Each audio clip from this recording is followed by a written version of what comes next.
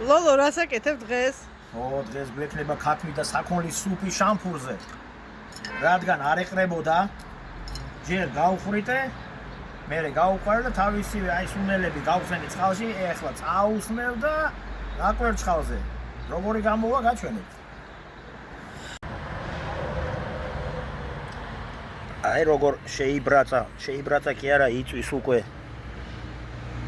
აი როგორ შეიბრაცა ჩვენი ანაკომის სუპი. ოპა, ესე ჩვენი სუპი შამფურზე.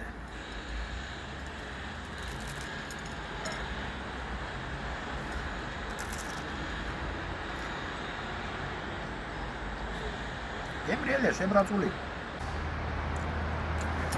გამოვიდა ბრუსკეტი მარეტი. Delicious.